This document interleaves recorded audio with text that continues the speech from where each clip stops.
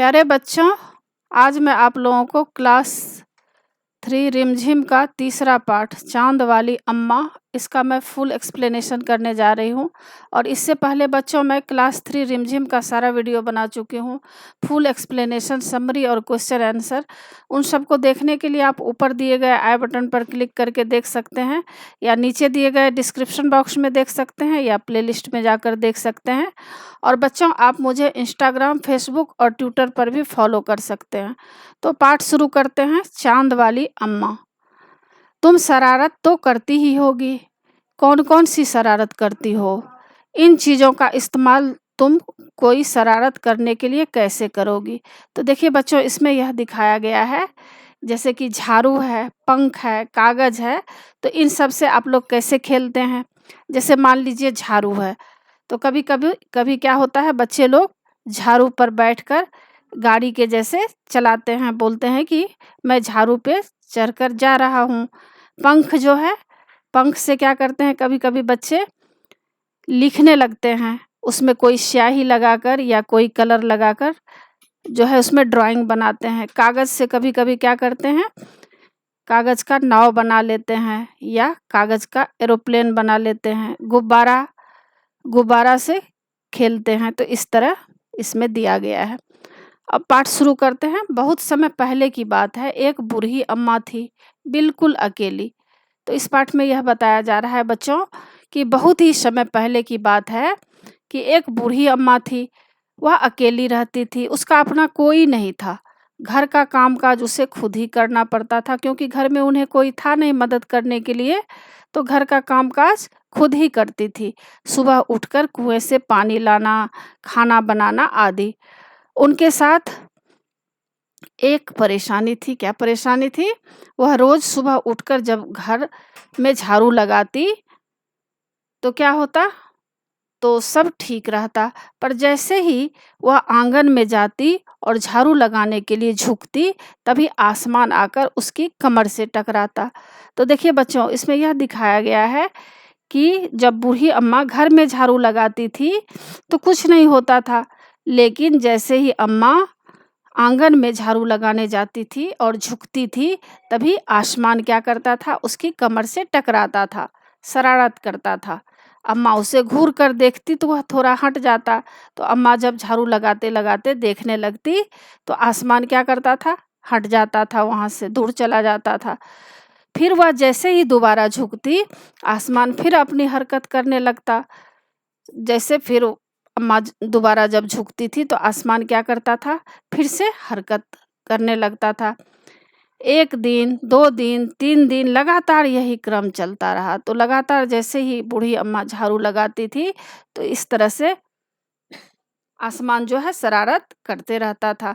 अम्मा झाड़ू लगाए और आसमान उसे तंग करे, इस तरह से जो है तंग करते रहता। एक दिन कुएं पर पानी भरने को लेकर अम्मा का किसी और से झगड़ा हो गया। तो एक दिन क्या हुआ, अम्मा जो है कुएं पर पानी लेने गई थी, तो क्या हुआ, किसी और से झगड़ा हो गया। अम्मा जरा गुस्से में थी, वह झाड़ू उठाकर आंगन में गई और जैसे ही झुकी, आसमान ने अपनी आदत के अनुसार फिर छेड़ा। तो क्या हुआ, अम्मा तो गुस्सा में थोड़ा थी ही, क्योंकि किसी से झगड़ा हो गया था, और वह झाड़ू उठाकर आंगन में गई और जैसे ही झुकी, आसमान ने अपनी आदत के अनुसार उसे फिर छेड़ा। फिर उसी तरह से बूढ़ी अम्मा के कमर में टकरा गया होगा। अब क्या हुआ, अम्मा आओ देखा न ताओ, मतलब अम्मा अब क्या की, कोई भी देर नहीं की और कसकर एक झाड़ू आसमान को दे मारी। अब अम्मा क्या की, आसमान को एक झाड़ू मारी, आसमान झट हट गया, मतलब बहुत ही जल्दी हट गया, तुरंत हट गया। पर वह भी अपनी आदत से मजबूर था, क्योंकि उसका ऐसा आदत हो गया था बार बार बूढ़ी अम्मा को तंग करने का। दूसरी बार फिर अम्मा के झुकते ही टक्कर मारने लगा। फिर जो बूढ़ी अम्मा अब सोची कि चलो अब जो है आसमान दूर चला गया है तो झुककर झाड़ू लगा लेते हैं। लेकिन जैसे ही बूढ़ी अम्मा झुकी कि आसमान फिर से टक्कर मारने लगा। अम्मा ने फिर पूरी ताकत के साथ उस पर वार किया, मतलब उसके साथ मुकाबला किया आसमान के साथ। तो देख रहे हैं किस तरह से आसमान जो है ऊपर से बूढ़ी अम्मा को टक्कर दे रहा है और बूढ़ी अम्मा आसमान से मुकाबला कर रही है। आसमान को शरारत सूझी। अब आसमान फिर से शरारत करने लगा, बदमाशी करने लगा। इस बार उसने झाड़ू पकड़ ली। अब यहाँ देखिए अम्मा किस तरह से नीचे से झाड़ू पकड़ी हुई है और आसमान जो है ऊपर से खींच रहा है बूढ़ी माँ को के झाड़ू को। तो इस बार उसने क्या किया, झाड़ू पकड़ ली। उधर अम्मा भी झाड़ू पकड़े थी और रस्साकसी शुरू हो गई। मतलब दोनों में जो है, उधर से आसमान खींचने लगा झाड़ू को और इधर जो है अम्मा खींच रही थी झाड़ू को। झाड़ू का ऊपर वाला हिस्सा आसमान पकड़े हुए था तो नीचे वाला अम्मा। दोनों छोड़ने को तैयार नहीं थे। अम्मा चिल्लाई, छोड़ मेरा झाड़ू, मेरे पास एक यही झाड़ू है। तब भी आसमान ने नहीं छोड़ा। बूढ़ी अम्मा कब तक रस्साकसी करती, थक गई। अब बूढ़ी अम्मा जो है इस तरह से थक गई क्योंकि आसमान ऊपर की तरफ खींच रहा था झाड़ू को और बूढ़ी माता जो है नीचे की तरफ खींच रही थी। आसमान ने झाड़ू खींचना नहीं छोड़ा और आसमान जो है झाड़ू खींचना छोड़ा ही नहीं। अब वह झाड़ू के साथ ऊपर उठने लगा। उसके साथ साथ झाड़ू पकड़े हुए अम्मा भी ऊपर जाने लगी। वह चिल्लाई, मुझे नीचे छोड़ दो। अब क्या हुआ, इस तरह से आसमान जो है बूढ़ी माँ के का जो झाड़ू है ऊपर की तरफ खींच रहा था और बूढ़ी अम्मा जो है झाड़ू को छोड़ ही नहीं रही थी। तो इस तरह से है क्या हुआ, आसमान भी ऊपर जाने लगा और बूढ़ी अम्मा भी ऊपर जाने लगी। लेकिन बूढ़ी अम्मा चिल्लाई, कैसे चिल्लाई कि मुझे नीचे छोड़ दे। आसमान ने कहा, अम्मा अब मैं तुम्हें नहीं छोड़ूंगा, ले चलूंगा ऊपर, वहीं झाड़ू लगाना। अब देखिए यहाँ पर अम्मा का घर है और अम्मा जो है ऊपर उठ चुकी है, ऊपर जा रही हैं, आसमान खींचते हुए जा रहा है।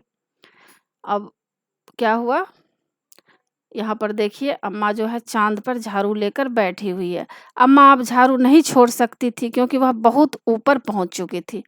तभी उसे वहाँ चांद दिख गया और अम्मा को देखिए किस तरह से यह आसमान जो है ऊपर की तरफ ले जा रहा था। तो अम्मा को वहाँ पर चांद दिखाई दिया। तो क्या हुआ, झट अम्मा ने पैर बढ़ाया और चांद पर चढ़ गई। अम्मा सोची कि नहीं, मुझे बादल के साथ नहीं जाना है। वह क्या की, वहाँ जो चांद दिखाई दे रहा था आसमान में, तो वहाँ पर अम्मा पैर बढ़ा दी, मतलब पैर आगे की और चांद पर चढ़ गई। पर झाड़ू नहीं छोड़ी। आसमान को फिर शरारत सूझी, आसमान को फिर से बदमाशी करना सूझा। उसने सोचा कि अम्मा तो चांद पर चढ़ गई है, यदि चांद उसकी मदद करेगा तो मैं हार जाऊंगा, इसे यहीं रहने दो। अब क्या हुआ, आसमान क्या सोचा कि अब जो है अम्मा तो चांद पर चढ़ गई है और चांद से तो मैं मुकाबला कर ही नहीं सकता हूँ क्योंकि वह तो ताकतवर है। यदि चांद उसकी मदद करेगा तो मैं हार जाऊंगा, तो इसे यहीं रहने देता हूँ, मतलब बूढ़ी अम्मा को यहीं रहने देता हूँ, चांद पर ही। ऐसा सोचकर उसने झाड़ू छोड़ दिया। अम्मा झाड़ू सहित चांद पर रह गई। वह इतनी थक गई कि झाड़ू पकड़े पकड़े ही चांद पर बैठ गई। आसमान ऊपर चला गया। उस दिन से आज तक बूढ़ी अम्मा झाड़ू पकड़े चांद पर बैठी है। तो देखिए बच्चों, आप जब चांद को देखेंगे ना तो आपको चांद में कैसा दिखाई देगा, कुछ धब्बे के जैसा दिखाई देगा। ऐसा दिखाई देगा कि एक बूढ़ी अम्मा जो है झाड़ू पकड़े हुए वहाँ बैठी है। तो यह जो है एक काल्पनिक कहानी है, जैसे कि हम लोगों के घर में दादी नानी या बूढ़ी जो होती हैं, वो लोग क्या करती हैं, बच्चे लोगों को कहानी सुनाती हैं, इस तरह की कहानी। तो यह एक काल्पनिक कहानी है बच्चों। तो क्या हुआ, अम्मा झाड़ू सहित चांद पर रह गई और वह इतनी थक गई कि झाड़ू पकड़े पकड़े ही चांद पर बैठ गई। आसमान ऊपर चला गया। तो उस दिन से आज तक बूढ़ी अम्मा जो है झाड़ू पकड़े चांद पर बैठी हैं। तो इनको कौन लिखा है, तारा निगम जी। तो आशा है बच्चों आप लोगों को पूरा पाठ अच्छी तरह समझ में आ गया होगा और एग्ज़ाम के लिए अच्छी तरह तैयार कर लीजिएगा। और बच्चों आप मेरे चैनल देवज नागरी को ज़रूर सब्सक्राइब कीजिएगा क्योंकि इसी तरह का मैं वीडियो आपको हमेशा बनाकर दूंगी। बहुत ही आसानी से आप वीडियो को समझ सकते हैं, चैप्टर को समझ सकते हैं। और आशा है बच्चों आपको यह पूरा पाठ समझ में आ गया होगा और एग्ज़ाम के लिए तैयार कर लीजिएगा। और आप मेरे चैनल देवज नागरी को ज़रूर सब्सक्राइब कीजिएगा और सब्सक्राइब के बगल में बेल आइकन बटन है, उसे क्लिक कीजिएगा, लाइक कीजिएगा और शेयर कीजिएगा। कमेंट्स ज़रूर कीजिएगा कि आपको यह पाठ कैसा लगा। नए पाठ के साथ फिर मैं मिलूँगी बच्चों। धन्यवाद।